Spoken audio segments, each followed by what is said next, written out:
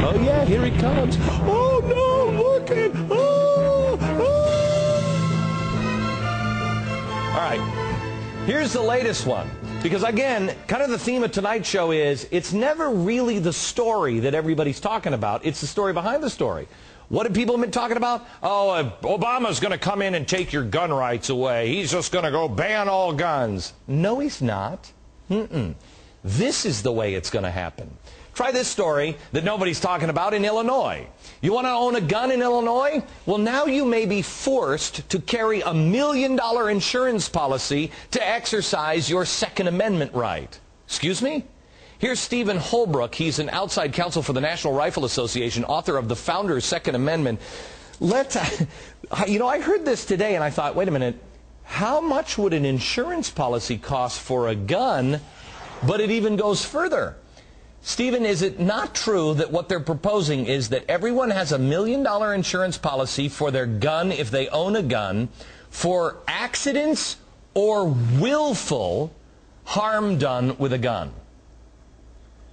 That's right. We start with the fact that in Illinois, gun owners are already regulated quite heavily. You have to have a firearms owner's ID card, and if you don't have that, you can be convicted of a felony. So the proposal that's been made by Illinois Representative Ken Duncan is that if you don't have a $1 million insurance policy to cover liability, then your firearm owner ID card gets revoked, and either you get convicted of a felony for owning guns because your papers are not in order, or you can't own a gun. So unless you're very wealthy, I mean, if you're a poor person and you need to protect yourself in your own home, you can't do that, because this bill would require these onerous fees for insurance. I can't imagine what the policies would cost. It's unprecedented that an ordinary gun owner would have to. Hold on just a second. Let me help you out on this, Stephen. And how much would this cost? America, you ready for this? For negligent use of a gun, there are 0 insurance companies that will insure you now for negligence on a gun. One company in America will insure you if your gun is stolen. One. But no one. You know, this is like, correct me if I'm wrong here, Stephen. This is like saying, I'm going to go buy a rope, but I need to have an insurance program that will pay somebody $1 million if I intentionally use that rope to hang myself. Who would insure that? The only insurance policies that are available would be against theft, where you would be reimbursed if your gun collection was stolen. But in terms of liability for negligent or willful misconduct against another person, that's just not available.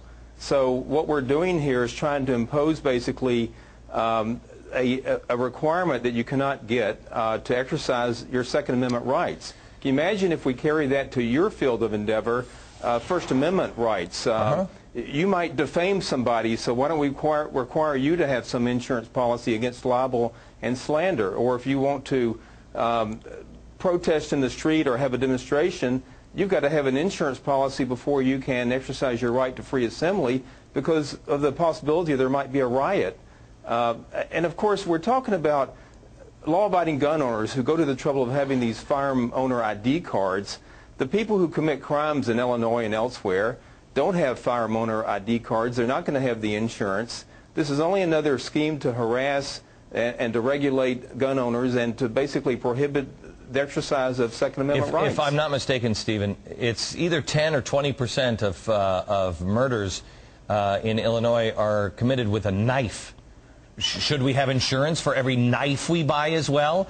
This is the way it's all going to come down. Barack Obama said yesterday that he's not going after the Fairness Doctrine, and America, mark my word, he will not go for the Fairness Doctrine. It will come from a different direction. When they talk about unions and the card check, it's not going to be card check. It is going to be fast track. And when it comes to guns, he'll never ban guns. He'll just make them impossible to buy because of all of the rules, the regulations, and it will be wildly expensive. Agree or disagree, well, Stephen? Think about the fact that gun ownership, it's becoming like a minefield that you've got to walk through, or else you're going to be convicted of a felony and go to prison for the violation of some technical requirement. If you're not able to get insurance and you're just there peacefully abiding by your own business and not hurting anyone, let's put you in prison because you didn't fulfill this insurance requirement. And by the same token, the people who commit crimes don't do any of this. You know, Chicago has a horrible murder rate. They have a horrible crime program, crime problem.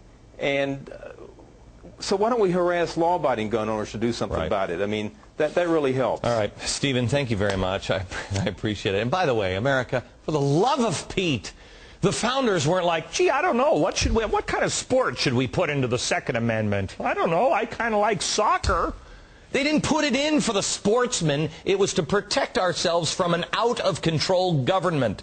Read the Founding Fathers and you'll see. I'm sorry, I don't mean to insult you. Pinheads in Washington, read the words of the Founding Father. Well, I mean, I don't know why. Are you looking for my bald spot? Is that what we're doing? What the heck? All right. So what is the right thing to do here? It all comes back to the 9 principles and the 12 values of our You're Not Alone project. Question, should the government use backdoor tactics to shut down the Second Amendment? Principle number 9, the government works for me. I don't answer to them, they answer to me. If this makes sense to you, it's our You're Not Alone project. You're not alone. Email your pictures to wesurroundthem@foxnews.com and make sure you watch our special on Friday, March 13th. Now, I saw a story on TV about Octomom buying $14 lip gloss. Blood started to shoot right out of my eyes. Actually, do we need to care about this story?